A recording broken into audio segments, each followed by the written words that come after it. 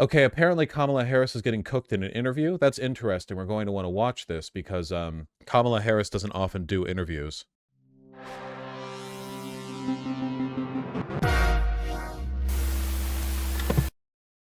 That has been asked of you and everybody that's on the Democratic side is whether or not voters are better off now than they were 4 years ago. Are they better off now than they were 4 years ago?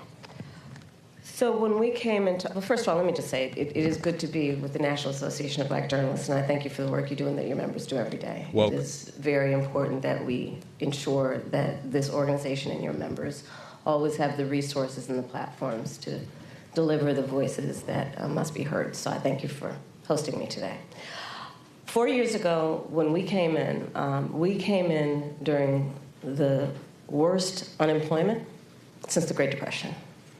We came in during the worst public health holy shit, a World of Warcraft sponsorship centuries. offer. We came in after the worst attack on our democracy since the Civil War. And a lot of it due in large part to the mismanagement by the former president as it relates to COVID and obviously January 6th.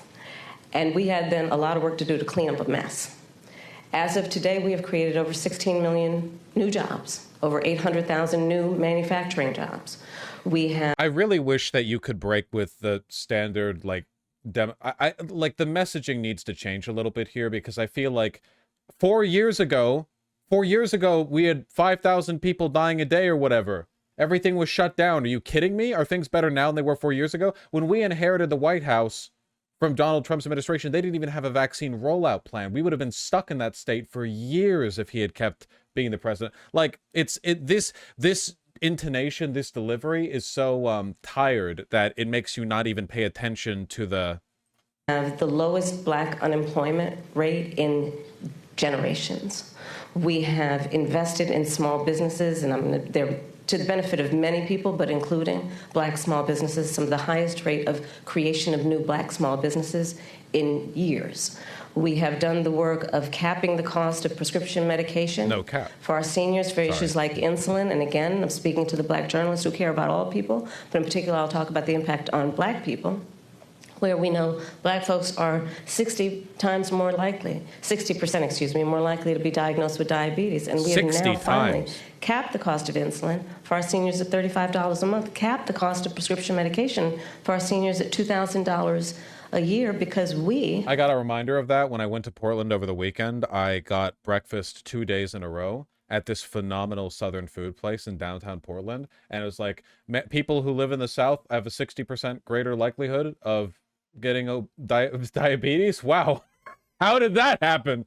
Holy. I'm having like pecan candied bacon, and we ask for some fresh orange juice, and the orange juice has a higher sugar percentage content than Coca-Cola.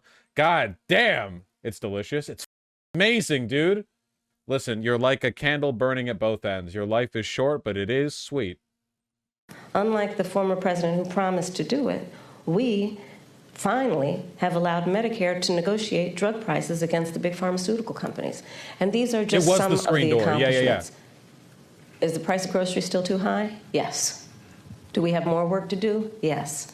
And I will tell you, I do believe that I offer a new generation of leadership for our country that is about, in particular, turning the page on an era that sadly has shown us attempts by some to incite fear, to create division in our country, and to do the work that is about bringing some level of optimism and, dare I say, ambition about what I know is possible in our country. And so my plan for the economy includes what I imagine and believe and call an opportunity economy. What we can do to grow an opportunity economy where all people have access to the resources to compete, to apply their incredible work ethic, their ambition, their aspirations, and their dreams, and actually not just get by, but get ahead. And I can talk in more detail about it, but specifically, I'll mention a few things. Yeah. One of the big issues that affects people right now in terms of the economy and their economic well-being is we have a shortage of housing supply. It's this is a huge detriment to her. It's a huge detriment to liberal speakers in general. It keeps being an issue over and over and over again. It keeps being a problem. You have to speak more authentically than this. I'm not saying she's lying necessarily. I'm just saying it's obvious that you're reading from a mental script. This is one of the things that people like about Donald Trump. Everyone who isn't reflexively anti-Donald Trump likes this about Donald Trump. The fact that it seems like he's just saying stuff that comes off the top of the dome. You have to temper that, but it's just a basic public speaking thing. I feel like we've gotten worse about this, you know? I know that I've only really been alive for so and so long, but I've listened to like off-the-cuff TV interviews and speeches from Reagan, JFK, some of the fireside chats, right? I feel like there used to be a more conversational tone that we just don't. It's too expensive. People can't afford to buy a home. You know, we grew up, our parents, where they had the ability to somehow believe the American dream was attainable. Not so much for younger working people. And I recognize that. So my approach is a new approach, which is to say, let's just take this and deal with it head on. And part of my approach is to say, I'm going to employ and engage the private sector, in particular home builders with tax credits, to give them the incentive to create new housing, 3 million by the end of my first term, and understanding that not everybody is, you know, handed a silver spoon. Is this interview really that bad? We're like 5 minutes in, so no, it's mostly just been her talking. But it just, I feel like, because the problem is, like, I think some of the things that she's saying are correct. So I want her to say them convincingly. I want her to say them with energy. That's it. Maybe it gets worse. We're only 5 minutes in. Works hard and is trying to save up for a down payment. Part of my plan under my opportunity economy is to give first-time home buyers a $25,000 down payment assistance so they can just get their foot in the door to be able to then engage in what will prove to be their opportunity to build intergenerational wealth. And here's my personal experience coming at that. I grew up a middle-class kid. My mother was hardworking. She raised me and my sister Maya. She saved up. And it was only by the time I was a teenager that she could afford to actually buy her first home. And I know, and I identify with, I know where I come from. Madam Vice President. And I know, but I'm just going to finish. I know that so many people work so hard and should have the opportunity. Because when she says stuff like this, she's doing this heartfelt, like, I hear your concerns, average American citizen. There's a dissonance where it comes across even more inauthentic, because, like, reading from a script when you're doing policy wonkery is one thing. Reading from a script when you're talking about how, like, the heart and soul of America is finally being heard and the voice of the downtrodden are being, like, lended an ear from those in power, like, it comes across more inauthentic. Opportunity to just get their foot in the door. Again, so it's not just about getting by, but getting ahead. Please. I'd like to ask you more about the opportunity economy.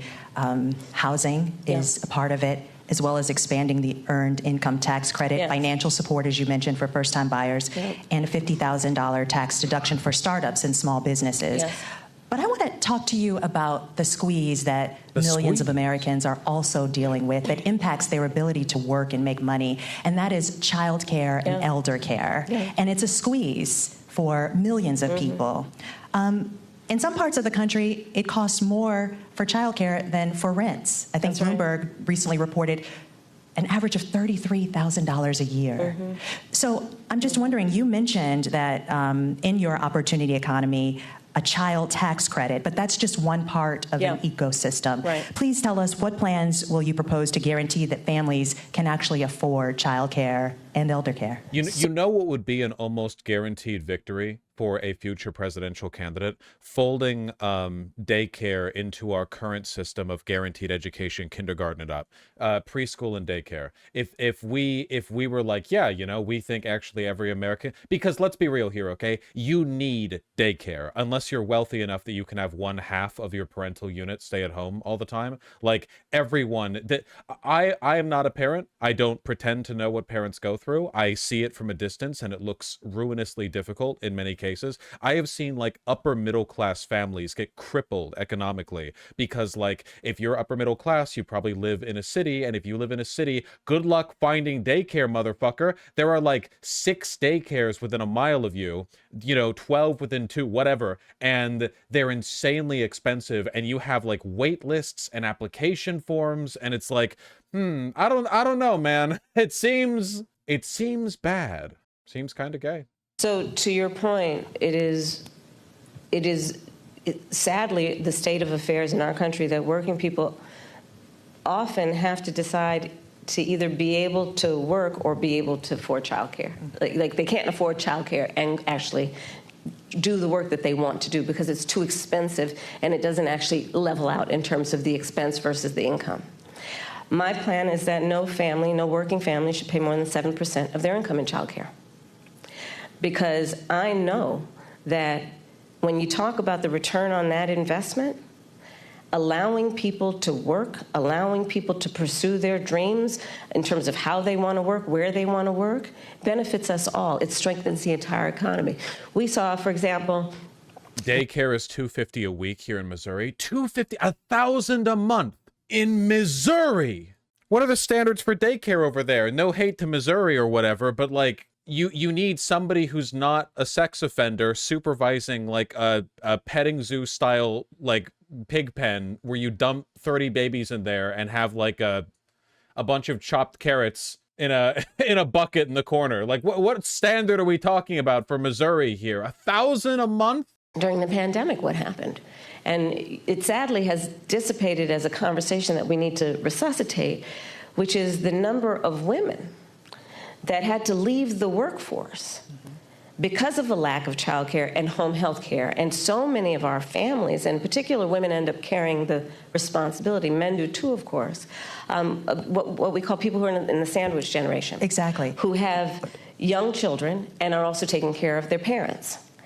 And it is just absolutely too expensive for them to be able to work and do that. So my plan is not only about 7% of income for working people for childcare, but also we need to do better for our childcare providers and our home health care providers in terms of ensuring that they receive the wages that they deserve based on the dignity of their work. I have spent time with home health care providers, and their work is some of the most taxing work you can imagine. And I actually, when my mother was sick with cancer, did a lot in terms of taking care of her. And the work that is about taking care of a loved one, in particular an elder, is... I don't know, you'd have to pay me significantly more than $1K per month to watch one kid, let alone a whole gaggle of them. Yeah, but if there's like 20 kids, that's $20,000 a month. Daycares, I don't know what the economics of daycares are like, but like what are the requirements even? You don't need to have a teaching degree to run a daycare. You're not teaching the kids anything. You're just making sure they don't swallow paper clips. I'm not saying it's easy work. I'm sure it's very difficult, but it definitely is. You need to be CPR certified. Okay, well, yeah, sure. But like I'm saying, you don't need a master's degree or anything. I feel like we could do more here. Extraordinarily heavy in terms of the emotional toll, the time it takes, and we do it because that is what we do, but not everyone has the ability to take time from work to do it, and they need help, and we need to make sure we have home health care workers that can help them. But I want to also get back to the earlier point that you made about extending the child tax credit. So part of my new approach is we need to expand the child tax credit. And so part of my plan that is under an opportunity economy is to extend and expand the child tax credit to $6,000 so that young families in particular... Again, the problem with doing this from the demand side economically is that this doesn't do anything to stop daycares from gouging prices. We always do this with everything like healthcare and public service related, Oh, we want to help out working class families, or sorry, middle class families. Well, just like provide a stipend or a tax break or something, whatever, anything. It's like, well, no, that doesn't solve the fundamental problem, which is that it's too expensive. That's why you always hear this little rhetorical shift where something that's too expensive, now all the politicians are talking about how it's not affordable enough. Different problem! I don't want health or daycare or healthcare or whatever to be more affordable in that, you know, the company charges $100,000 and the government covers $90,000 with taxpayer money, thus making the program bloated and inefficient and guaranteed to be cut down in the future. I want to just reduce the amount they're charging. The first year of their child's life, which is an extraordinarily important time in their development, have the resources to be able to buy a crib, buy a car seat, buy children's clothing, and not have to worry about whether they're going to be able to meet their other needs. And I don't need to remind anybody here, especially these esteemed journalists, but when we expanded the child tax credit a couple years ago, we reduced black child poverty by half. And so again, if you talk about the benefit and if you think about the benefit to the economy overall, it strengthens our economy to do things like pay attention to affordable child care, affordable home health care, and extending the child tax credit.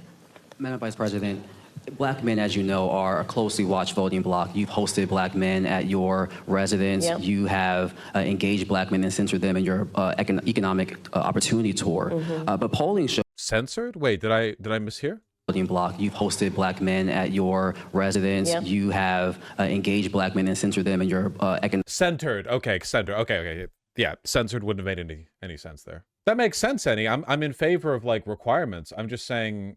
economic opportunity tour. Mm-hmm. But polling shows that some black men, particularly young black men, are considering voting for Donald Trump, and they see him as better for the economy. What is your message to young black male voters who feel left out of this economy, and how can you... I thought he said dumb black male voters, which in fairness, you would have to be so stupid right now to be a black guy and consider voting for Trump. Do you see what they're doing to black men right now? Literally at this moment, like currently, not even in a broad abstract sense. Do you see what is happening? You idiot. It's all misogyny and like grind set, I'm different from the other guys in the hood bullshit. It's literally that. It's misogyny and it's survivorship bias.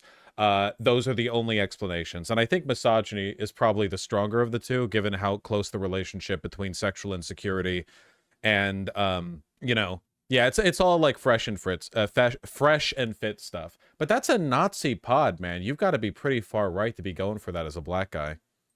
Your economic policies materially change their lives. So they don't see Haitian as the same kind of black IMO. I promise you, Republican voters don't see a difference.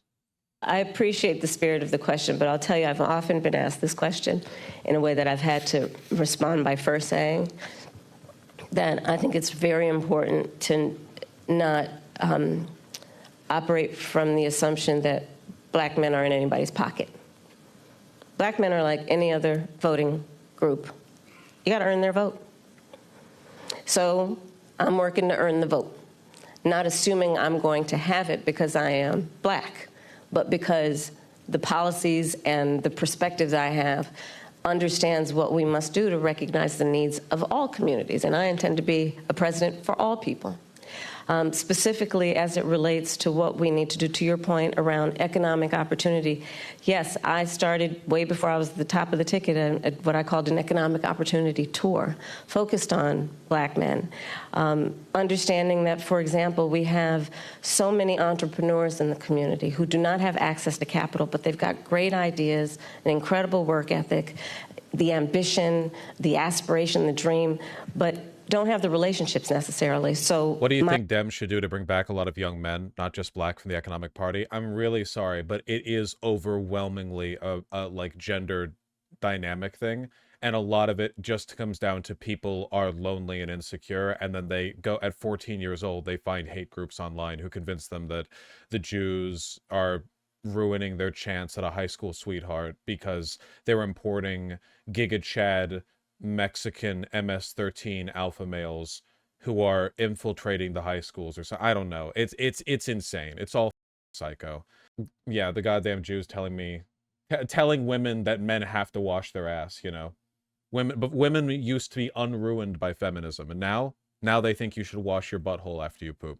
Ridiculous. I don't know what the Democrats could really do from a policy level on this, to be honest with you.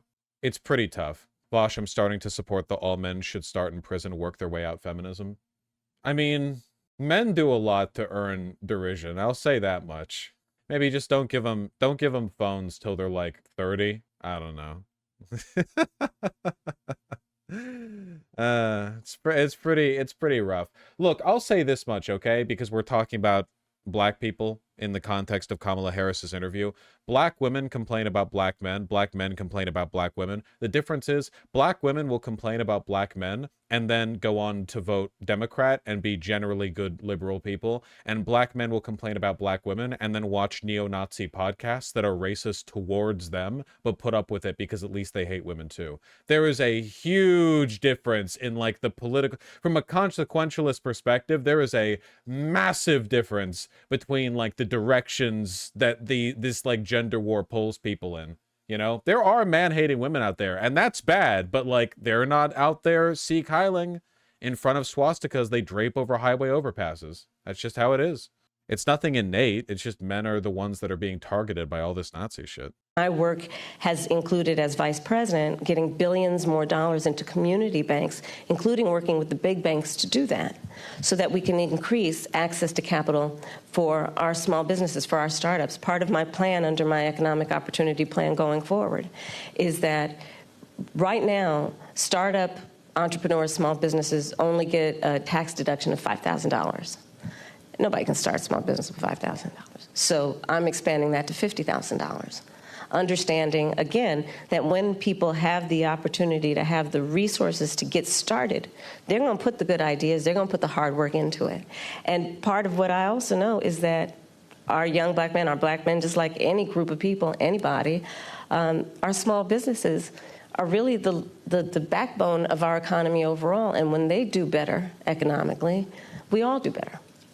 Part of my work is about understanding what we need to do in dealing with, for example, the historic inequities that have faced the black community around home ownership, right? I don't have to go through the history with anybody here about what that has meant in terms of redlining, what that has meant in terms of biases in home appraisals, and what the impact it has had on stemming the opportunity to build intergenerational wealth. Man, she's so boring on the economy. Yeah, because the average American doesn't give a shit about stuff like tax break for business startups. Are you kidding me? The average person is like barely afloat right now. Because of those obstacles.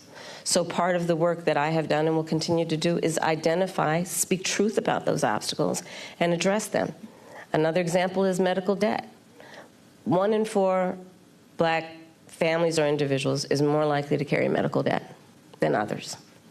So part of my perspective, and as vice president, part of the work that we have done is to say that we're going to eliminate medical debt from being on your credit score.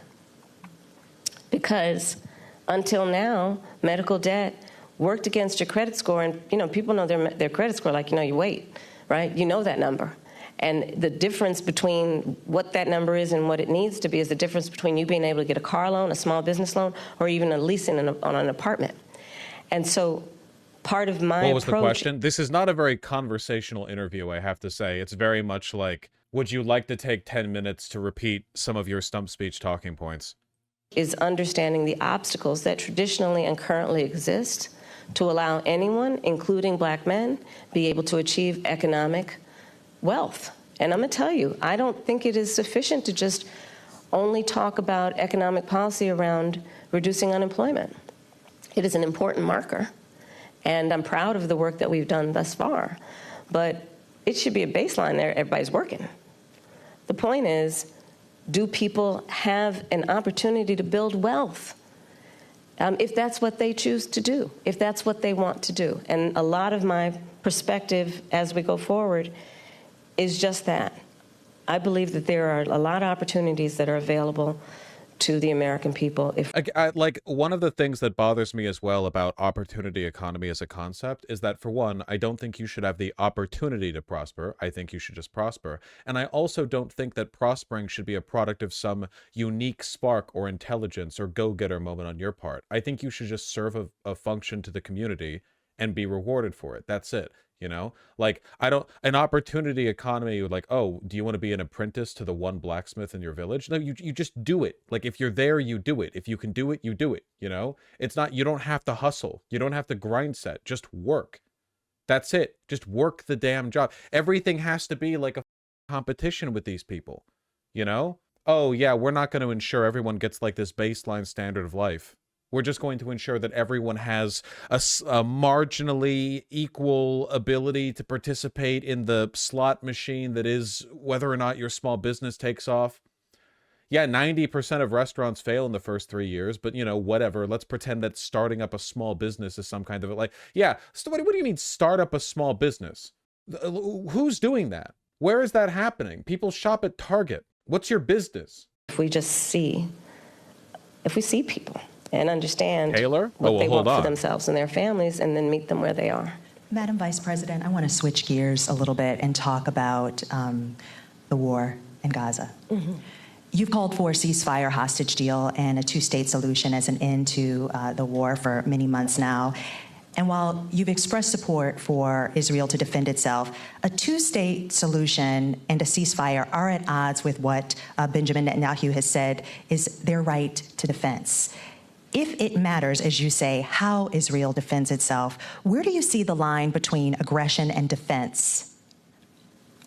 And our power as Israel's ally to do something?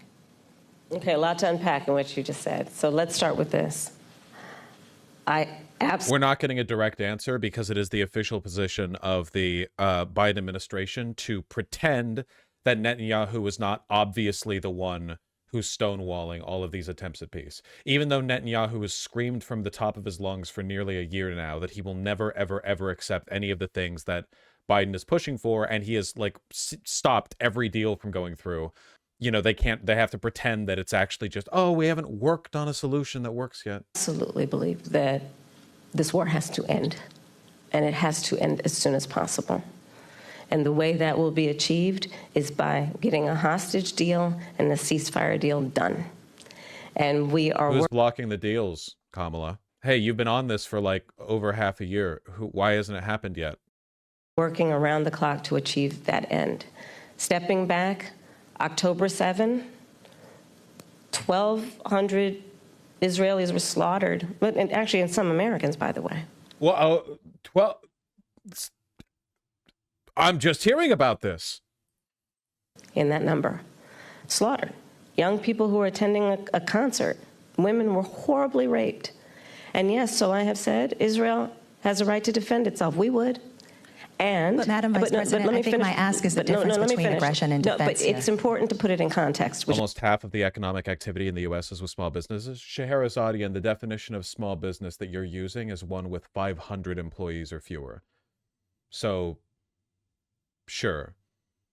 But that's not a small startup, at least not without a lot of VC investment. If we're talking about a business small enough that a $50,000 tax break would be even close to a deciding factor, we're talking about like a small mom and pop startup. We're talking about like just enough money to get the lease for a year or two in the like Old Town district, and get your like your opening, you know, stock like stuff in your business, not stock like shares. Vasha would help my wife and I with her photography startup. I'm not anti the idea of small. You're not taking me for this. You all know what my positions are. You rapscallions. Which is what I'm doing, and I'll get to that. And so how it does so matters. And far too many innocent Palestinians have been killed. Women and children. We have seen with horror the images coming out of Gaza. And we have to take that seriously. Notice how she never mentions IDF rapes? Oh, you mean like the mass rape of Palestinian civilians in the rape camps where they've incarcerated people without committing crimes and then mass raped them, and it got caught on video, and then the IDF soldiers were arrested, and then a bunch of Israeli civilians attacked the army base to free the people who were arrested for mass raping. And then there was that rabbi who was like blessing the rapists, and they got invited on talk shows to like defend themselves, and they're like a beloved hero to half the Israeli population for raping Palestinians, not even for any other thing they did, but specifically for raping them. That country? No, I don't think Kamala Harris is going to talk about that. Oh, yeah, those rapes. Gotcha. And we have to agree that not only must we end this war, but we have to have a goal of a two-state solution, because there must be stability and peace in that region. in as much as what we do in our goal is to ensure that Israelis have security and Palestinians in equal measure have security, have self-determination, and dignity. A question for you on that, though. What levers does the U.S. have to support Palestinians in their right to self-determination? And is it even possible as Israel's ally? Well, absolutely. I will tell you, I have been actively involved in, for example, meeting not only with Israeli officials, but with Arab officials to talk about how we can construct a day after scenario where we participate in ensuring those exact goals that I outlined, including as part of the principles that should be applied to those goals, that there be no reoccupation of Gaza, that there be no changing of the territorial lines in Gaza, that there be an ability to have security in the region for all concerned in a way that we create stability, and let us also recognize in a way that ensures that Iran is not empowered in this whole scenario in terms of the peace and stability of the region. But a better line for her to take on Israel is saying she would enforce existing laws like the Leahy law, which forbids weapon sales being used against civilians. Yeah, but she can't do that because she won't do that. That's the problem, right? Like, she could say that, but then she can't say that because she won't. You know? She can't because she can't on that one. Like, she should. She's just stuck to Biden. Well, to be clear, it's not just Biden's fault. You know, she's not exactly a militant advocate for Palestinian rights either. Absolutely. The United States of America absolutely has a role, which is why we have been active, in particular with the Qataris and the Egyptians, around attempting to get a deal done and get it done as quickly as possible. But Madam Vice President, just to follow up really quickly, is there a specific policy change that you, as President of the United States, would say you would do that would help this along? Because you've gotten a lot of credit for emphasizing the humanity of Palestinians. But what I often hear from folks is that there's no policy change that either you or President Biden have gone and said they would do. Is there a specific policy change as president that you would do in our helping of Israel? We need to get this deal done, and we need to get nothing. So nothing. No. So the same like nothing language that's been employed for the past 8 months that has led to nothing. Gotcha. That's not a policy change. It done immediately, and that is my position, and that is my policy. We need to get this deal done. But in the way that we send weapons, in the way that we interact as their ally, are there specific policy changes? Well, Eugene, for example, one of the things that we have done that I am entirely supportive of is the pause that we've put on the 2,000-pound bombs. And so there is some leverage that we have had and used. But ultimately... Do you mean the one time that you held back that one specific type of weapon that ended up getting overridden anyway? They stopped the pause. You did nothing with that. She has the concept of a plan to stop Israel from killing civilians en masse. Unlock everything else in that region is getting this deal done. And I'm not going to disclose private conversations, but I will tell you, I've had direct conversations with the Prime Minister, with the President of Israel, with Egyptian leaders, and with our allies. And I think we've made ourselves very clear this deal needs to get done in the best interest of everyone in the region, including getting those hostages out who, I mean, we saw the latest example of what happened with the 6 most recently, one of whom was an American citizen. But what do you say to those that say that's not enough? Wait, I'm sorry, is she referring to the hostage who was an American citizen who was killed by the Israeli airstrikes, or am I thinking of a different hostage? Is she referring to the one who Israel killed? It's kind of hard to say because Israel's killed a lot of the hostages. I mean, who knows? Who knows? Stopping the 2,000-pound bombs the one time wasn't enough, that this administration, your possible administration, has to do more.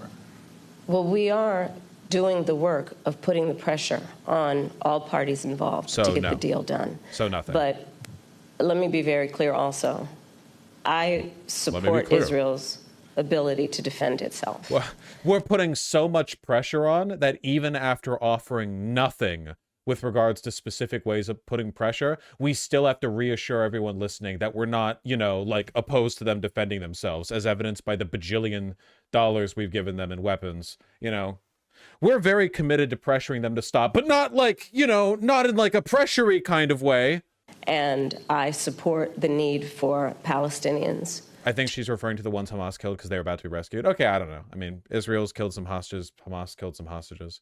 Israel's responsible for the entire dynamic that led to the October 7th attack anyway, because it was, preceded by 80 years of systematic oppression of the Palestinian people, the deliberate cultivation and fomenting of a militant Islamic resistance movement that Netanyahu was fully aware of the fact that he could use as a, opposite point to justify his increased power and fear-mongering of Palestinian people. So, it gets hard to keep track of.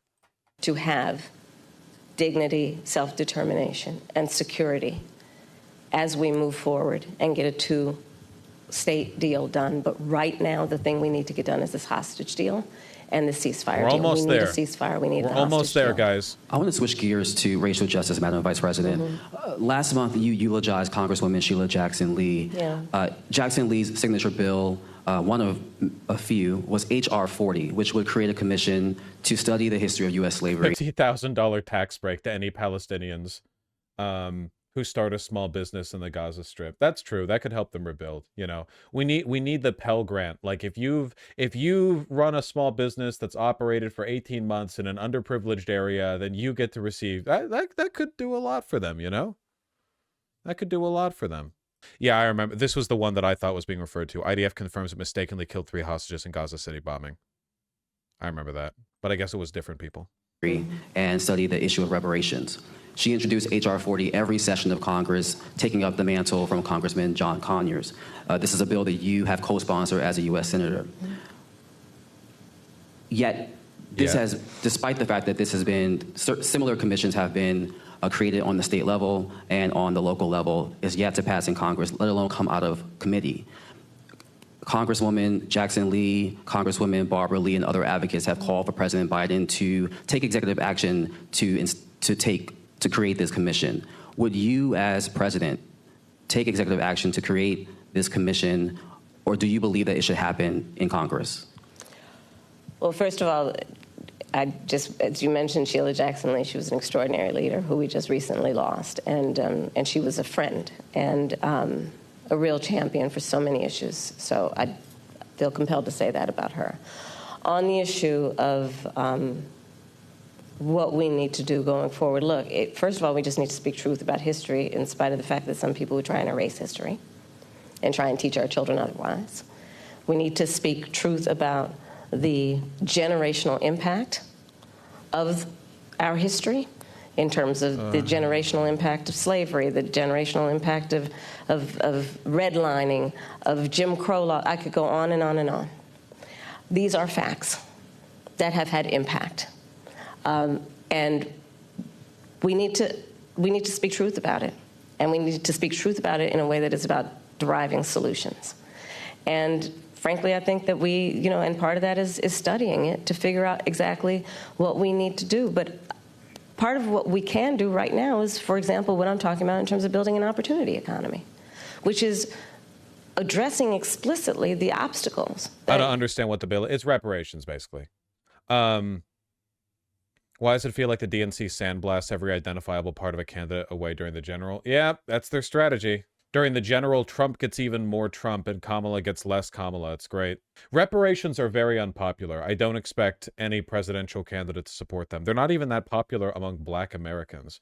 It would just be really, really nice if we could get some populist economic revitalization a la Bernie Sanders that's not race targeted, because that would be very divisive, but instead you get some New Deal type shit that achieves a lot of the same outcomes. Historically and currently exist. And dealing with them, student loan debt, medical debt, bias in home appraisals, what we need to do in terms of dealing with an issue that I have championed for years, Black maternal mortality, which is the fact that Black women are 3 to 4 times more likely to die in connection with childbirth than other women. And we know that the reasons for that include disparities that pre-exist her pregnancy, including disparities that exist in the system during her pregnancy. So all of those things must be addressed. But do you have a position on whether that should happen, this commission should happen through executive order or via Congress? I think Congress ultimately will have the ability to do this work. I'm not discounting the importance of any executive action, but ultimately Congress. Because if you're going to talk about it in any substantial way, there will be hearings, there will be a level of public education and dialogue that, and I think that was part of the spirit behind the congressional action thus far, to ensure that everyone can participate in this conversation in a way that elevates knowledge. Also, this right here, this shit loses me like in a nanosecond. Any conversation about getting something through Congress that doesn't open bridge and end with, yeah, Republicans hate you and want you to die, so we're gonna have to work through them somehow, is not only dishonest, but not like it doesn't acknowledge the fundamental issue here, right? Republicans will vote no to literally everything good because they hate you. Their politics are not nuanced or subtle, they're just evil. They will never allow a Democratic president to get a win, no matter how obviously necessary it is, no matter how much it benefits their base. Like, we have literally, for the past four years, seen a nonstop cavalcade of Republican governors and legislators who have, like, publicly opposed the infrastructure bill and then taken credit for the local bridges that have gotten built, the road work that's gotten done because of that bill. You know, they are shameless and evil. There's no two ways about it. About history and the reference points that are the impetus of this conversation. Especially, again, when people are trying to deny history. When people Why are Dems so afraid to explicitly say Republicans do that? Because Dems like losing. They enjoy losing. You know, so-called leaders are saying that enslaved people benefited from slavery. I mean, let's talk about the delta here in terms of the work that needs to be done. It's profound. Madam Vice President, I want to move to Springfield, Ohio, and what's happening there. We've seen school closures, parents worried about their kids leaving the home because of racist conspiracy theories that I won't repeat here, but they have been repeated by leaders on the Republican side, President Trump, former President Trump, and Vice Presidential nominee J.D. Vance. From your perspective, is this just a case of irredeemable racism that can't be mitigated by any rational action, or is this a situation in which a federal response could help this community heal?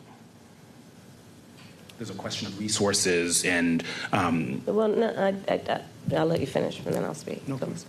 It's a crying shame. I mean, my heart breaks for this community. Again, this is what I mean. Like, this is the easiest. The Republicans are giving you the best layup in the universe. They're being so obviously evil. You are being given so much ammunition, but you still fall back on these folksy, like, my heart breaks that my colleagues across the aisle think it's appropriate. Come on, man. What do they have to do before you feel comfortable going hard on them? You know, there were children, elementary school children, who it was school photo day. You remember what that's like? It's again, Proud Boys like lynch 20 Haitian migrants in the town square of Springfield, Ohio. My heart breaks. Do you remember the kiss of the first day of summer sun on your cheek as you walk outside? Just call them Hitler, please. I beg of you. Going to school on picture day? Is she scared of the angry black woman stereotype? Unfortunately, yes. I do think that's part of it, but I think that you can come across like angry and disciplined in a way that's less likely to flag those tropes with racist people. I think it's possible to do that. It's also worth noting, though, that the kind of people who would take umbrage with that behavior from her are also the kind of people who probably think that Haitians in Springfield, Ohio are eating cats. Like, you might be alienating a group of people who are already aliens. You know?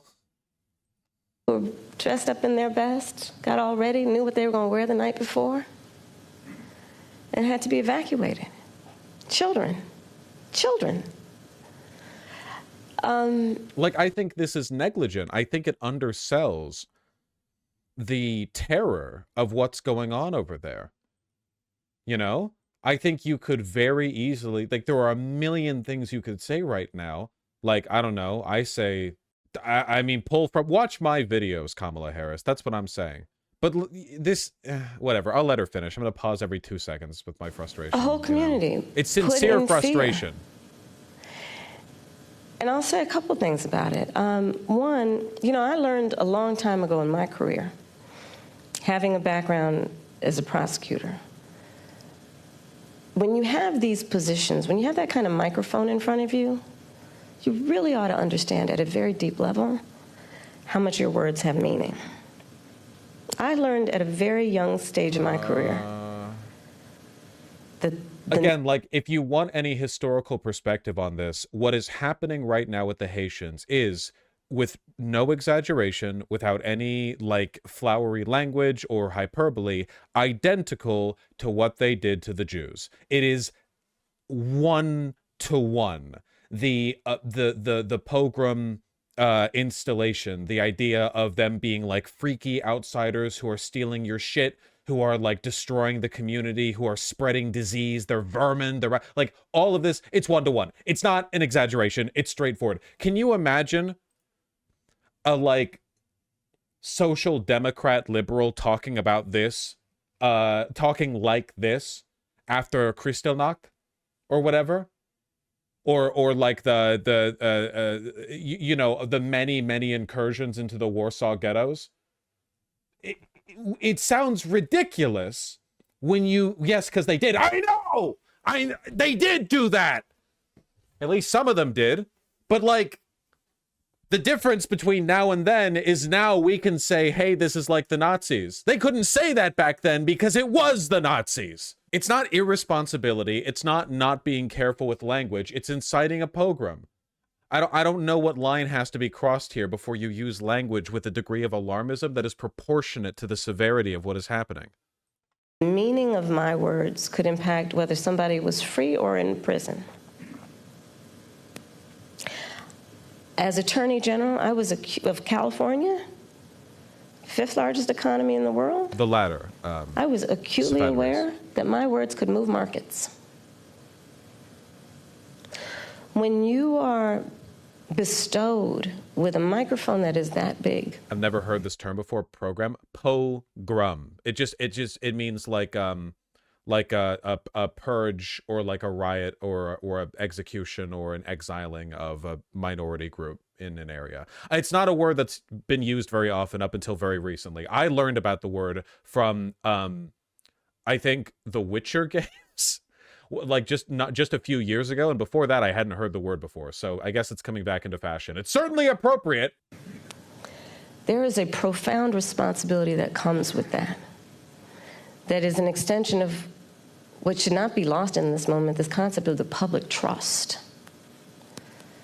To then understand what the public trust means. It means that you have been invested with trust to be responsible in the way you use your words, much less how you conduct yourself. It's not a matter of irresponsibility. They're not being careless. They're doing Hitler shit. There's a difference. Those aren't the same things. The SPD be like, Jewish families were terrorized. Their businesses were vandalized. The Nazi Party ought to realize their words have weight. They have a responsibility to their constituents. Literally. That's literally.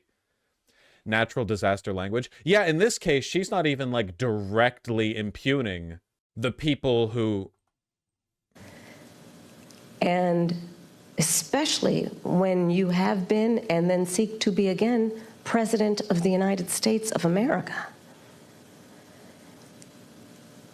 And so I go back to, it's a crying shame, literally. What's happening to those families, those children in that community, not to mention... Just to be clear, no German liberals did not talk like this after Kristallnacht. The SPD had literally gone underground because they were being purged. By the point of Kristallnacht, yeah, things were like too far gone. But Kristallnacht was not the first pogrom against Jews in Germany. I'm speaking a bit flippantly on the historical timeline, but there are actually some excellent books on this, which if the name came to mind right now, that'd be so convenient for me. But like, it is very interesting to see how the SPD talked in the lead up to the Nazis taking power. After the Beer Hall Putsch, after like Hitler was released from prison, after his appointment by, to chancellor, like all of that. You know, it's very interesting. And a lot of it reads like, it's very doomed when you read it now, because you can read these little historical anecdotes where there were liberals in Germany being like, oh my God, did you hear that thing Hitler said? Completely unelectable. He sounds like a lunatic. No one will take him seriously after that. And then it's like, this person was died in Auschwitz-Birkenau, 1940. The person who wrote that, I mean. And it's like, wow, you know, the historical, the weight of history comes across quite a bit in this text. That's why I'm insisting on this. What is happening in terms of, look, you say you care about law enforcement resources being put into this because of these serious threats that are being issued against a community that is living a productive, good life before this happened, and spewing lies that are grounded in tropes that are age-old. Oh? And look, I said it not very far from here the other day at the debate. This is not new. This is not new in terms of these tropes. This is not new in terms of where it's coming from. And, you know, whether it is refusing to rent to people, rent to black families. Okay, no, this is still incredibly weak. We might tie this to history, but like, yeah. Whether it is taking out a full-page ad in the New York Times against 5 innocent black and Latino teenagers, the Central Park Five. Now we're just back to like Trump execution. talking points. It's not the same at all. Whether it is referring to the first black president of the United States with a lie. It's not just about Trump, and it's not like not downplaying it, but Donald Trump being a racist landlord back in the 70s and 80s is pretty minor compared to what's happening right now. And I don't at all mean that as a way of downplaying what he did. I just think people are really underestimating how bad things are right now. Like, redlining is 1950s America. What's going on in Springfield, Ohio is 1930s Germany. There's a pretty big difference. Birther lies? And look, the American people deserve, and I do believe want better than this. I do believe that. I know. The vast majority of us as Americans know we have so much more in common than what separates us. I know that. I know. Also, bringing this back to Orange Man bad is such a weak line. This goes so far beyond him. You know, even if she wins and then Trump dies in 26 on the toilet, in 28 they're going to run like, I don't know. They're going to run... Who's the worst guy they could run? Why am I blanking on his name right now? Stephen Miller. Yeah, they're going to run Stephen Miller or whatever. And the Democrats are going to treat him with exactly the same kid gloves. They're going to be like, it was very irresponsible of Stephen Miller to say that non-white people are vermin who poison the blood of this nation. Why am I saying that now? Trump has already said that immigrants are poisoning the blood of the nation. I don't know why. Like, I keep trying to think like, well, next time they'll say more Hitlerite rhetoric. They've already said the damn Hitlerite rhetoric. It's already like approaching 100% Hitler. That regardless of someone's background, their race, their gender, their geographic location, I know that people are deeply troubled by what is happening to that community in Springfield, Ohio. And it's got to... I saw something that he called immigrants animals. And yeah, in case, once again, like, and this isn't new. This is from April. Which moment in this clip was it? United States, not Hugh Pain Trail, an officer. Student in Georgia who was humans. I said, no, them animals. The Democrats say, please don't call them animals. They're humans. I said, no, they're not humans. They're not humans. They're animals. Trump also described... I get, like, it's... I don't... That was from April, by the way. Stop. And we've got to say that you cannot be entrusted with standing behind the seal of the President of the United States of America. You are denigrating the honored legacy of the United States President. Hateful rhetoric that, as usual, is designed to divide us as a country, is designed... No, it's not designed to divide us as a country. It's not. I mean, it is, but it's designed to instigate the mass murder and ostracization of a minority group.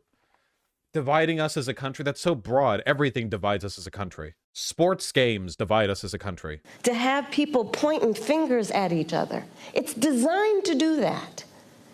And I think most people in our country, regardless of their race, are starting to see through this nonsense and to say, you know what, let's turn the page on this. This is exhausting and it's harmful and it's hateful and grounded in some age-old stuff that we should not I think have. it's the way you would talk about dog whistling, but it's not dog whistling. Does that make sense? Age-old stuff.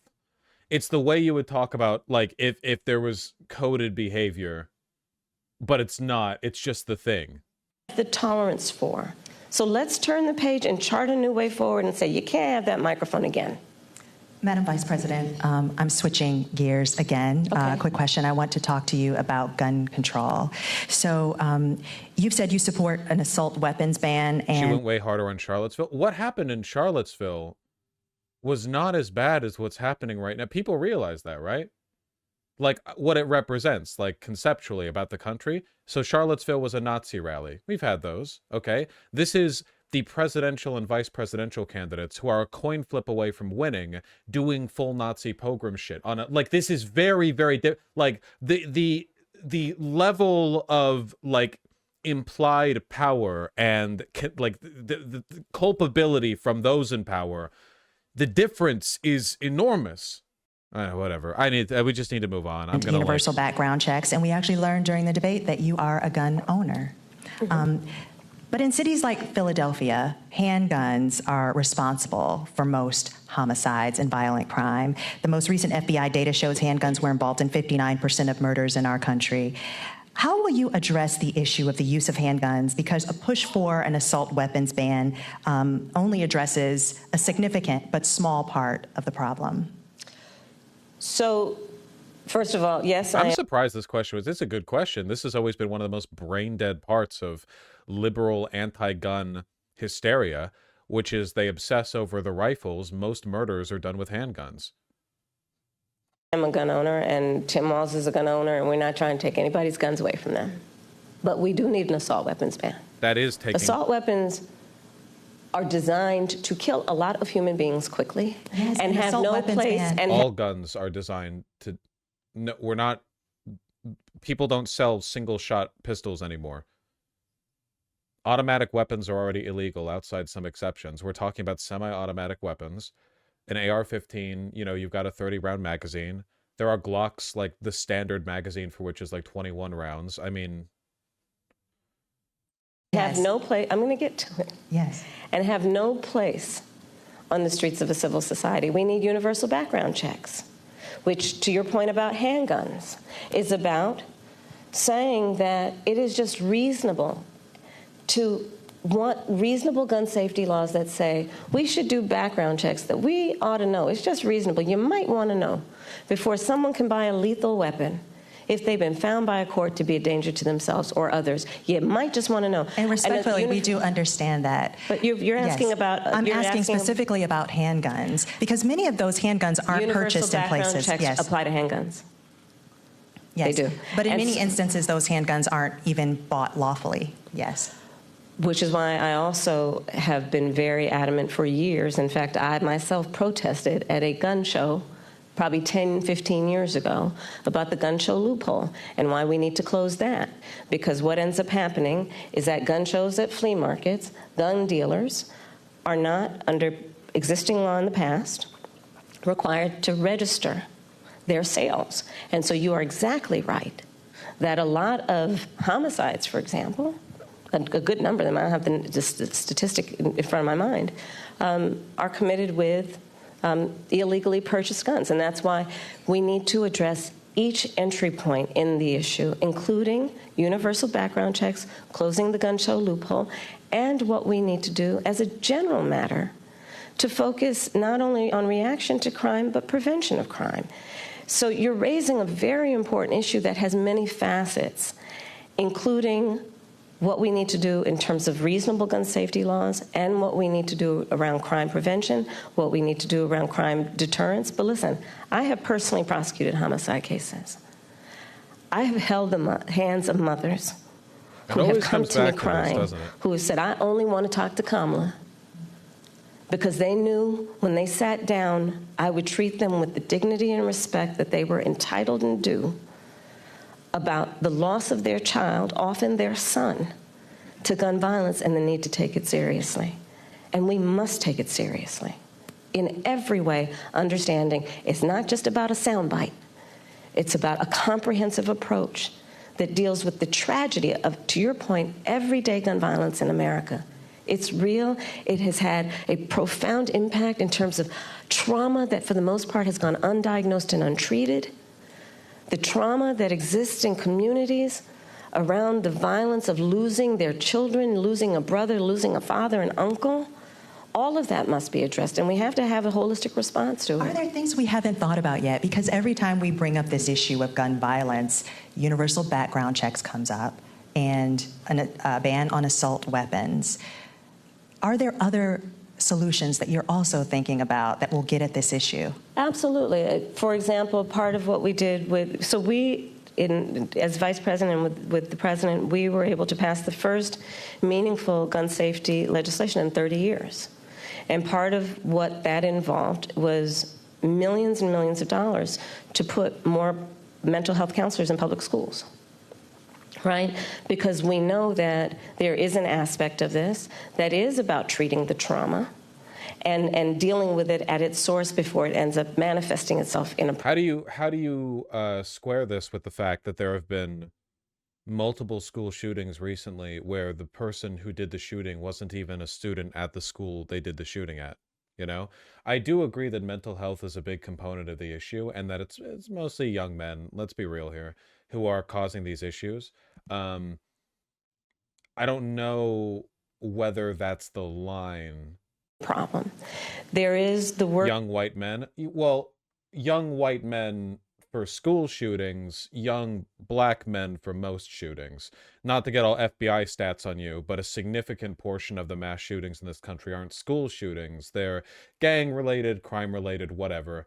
Mass shooting being any shooting that involves 4 or more deaths. And in those cases, you know, you get a lot of people dying in, I don't know, inner city areas over drug territory disputes, and sometimes just, you know, people get really heated or whatever it's a high tension environment, I imagine. You know, I've seen Breaking Bad. I'm woke. I'm with it.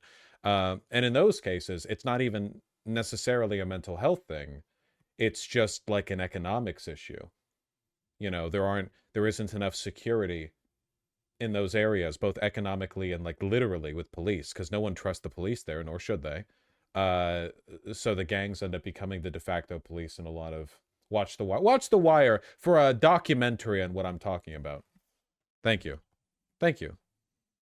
Work that we need to do that is about putting resources into communities around violence prevention. I've been a big advocate of that for years, which includes what we need to do around putting resources into community-based intervention that is not just requiring on the good people in the community to volunteer to do the intervention, but actually paying people to do it because it's a full-time job. It's about understanding what we need to do to, again, understand that, to your point, we have to have a holistic response to this issue and prioritize it instead of reacting to the tragedy that, sadly, they are too predictable. Let's all agree, enough of that. There are very few solutions that we haven't thought of.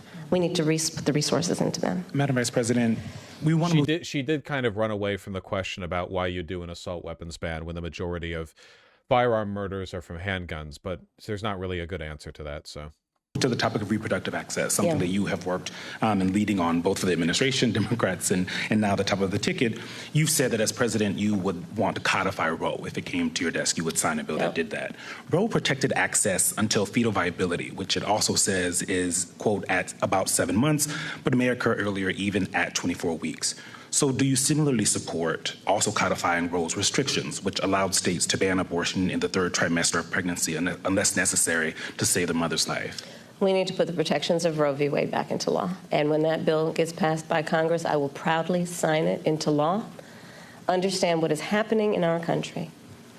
Over 20 states have... It's really stupid because I don't think that blanket legislation is a good policy when it comes to medical practice, but if that was the compromise that was necessary to get federal protections for abortion rights in the first 2 trimesters, I think that would be an acceptable loss. That in the 3rd trimester, abortions are blanket federally not legal except for life of the mother cases, because the majority of abortions that are happening in the 3rd trimester are ones that are happening because of the health of the mother. There are not many women who are carrying, fetuses for 7.5 months, and then they're like, well, that was fun. Being like permanently sick for the past 7.5 months felt great, but I think I've had enough fun. Time for an abortion. I don't think so. At that point, you're getting close to induced labor territory anyway, Yeah. I think that would be an acceptable compromise. First 2 trimesters, abortion is legal with no excuses. You can do it for fun if you want. Most women don't, but if you want to have it for fun, go crazy. And the 3rd trimester, federally illegal except in case health of the mother. It seems like if that's what it takes, then that's what it takes. Passed what I call Trump abortion bans because I understand how we got here. The former president handpicked 3 members of the United States Supreme Court with the intention they would undo the protections of Roe v. Wade. They did as he intended, and in state after state, laws have been passed criminalizing healthcare providers. I don't know if anyone here has heard most recently the stories out of Georgia. Tragic story about a young woman who died because it appears the people who should have given her health care were afraid they'd be criminalized after the Dobbs decision came down. Laws that make no exception even for rape or incest, which means that you're telling a survivor of a crime of a violation to their body that they have no right to make a decision about what happens to their body next, which is immoral. An approach that doesn't take into account that most people, I think, agree you don't have to abandon your faith or deeply held beliefs to agree the government should not be telling her what to do with her body. If she chooses, she will talk with her pastor, her priest, her rabbi, her imam, but it should not be the government or Donald Trump telling her what to do about her own body and her life. So that's where I stand. We need to put back in place the protection of Roe v. Wade and put that into law. And those restrictions that are also in. We need to put back in place the protections of Roe v. Wade and let an individual, in consultation with her doctor, make the decision based on what she can determine. This is such a cop-out because the protections that Roe v. Wade offered were not the same as a federal abortion guarantee. All Roe v. Wade did was prevent state governments, well, I suppose the federal government as well, if they wanted to, from passing abortion ban laws. That's not those are different. There's a difference between an affirmative law that protects the legality of such and such versus a Supreme Court precedent that prevents laws against such and such.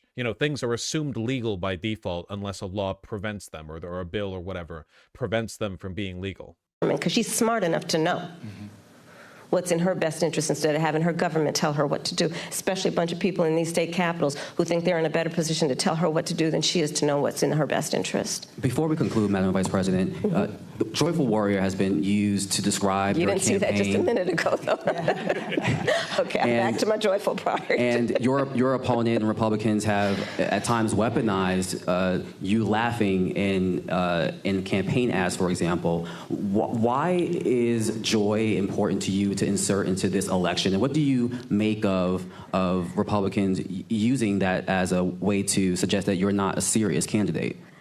Well, sometimes I think, and I'll say to whoever the young people are who are watching this, there are some times when your adversaries will try and turn your strength into a weakness. Don't you let them. Don't you let them. I find joy in the American people.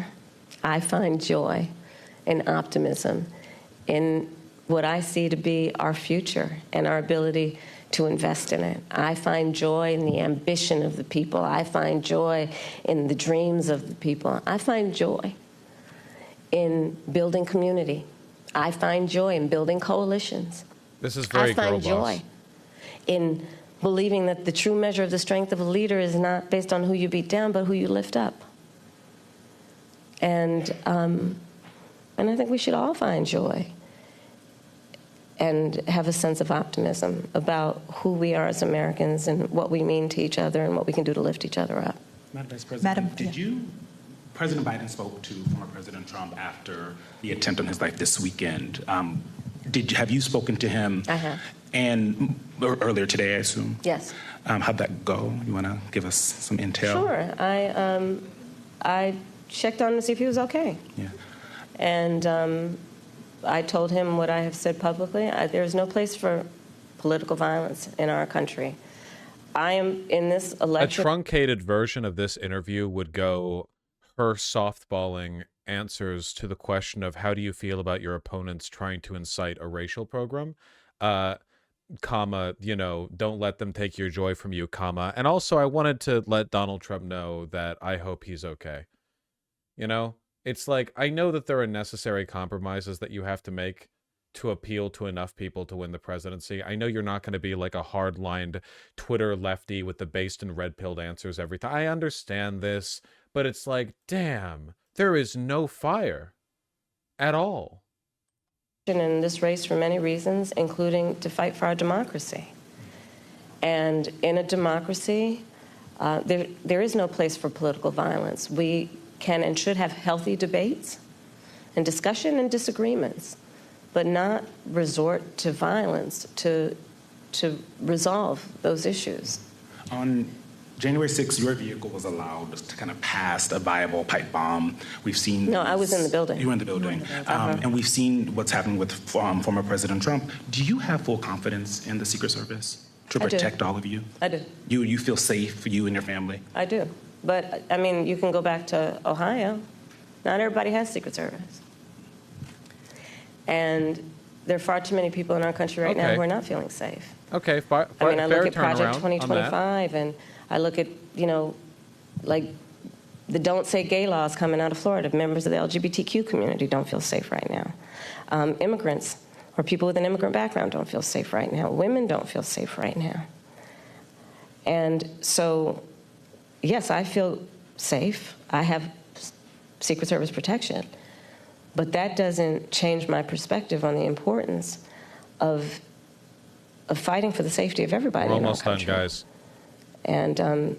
And doing everything we can to, again, lift people up and not beat people down so they feel alone and are made to feel small. Why don't they feel safe? Who's making them unsafe? Yeah, even with like a good pivot, she still has to be boring about it, Made to feel like they're somehow not a part of it or us.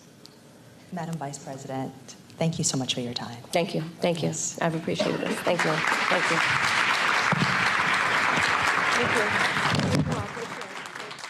All right, well, that was pretty limp dick.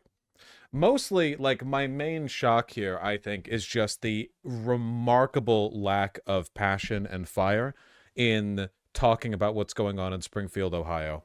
It is genuinely insane that something this electorally damaging, this morally damaging is being referred to in the same terms. She just turned it into an excuse to talk about Trump's history of racism. It goes beyond that, man. Way beyond that. Huge miss. Massive miss. Like, she's falling below the bar that was set at some points with, like, the dark Brandon rhetoric, where he was condemning the Trump administration and the Trump campaign. We're not even hitting that point.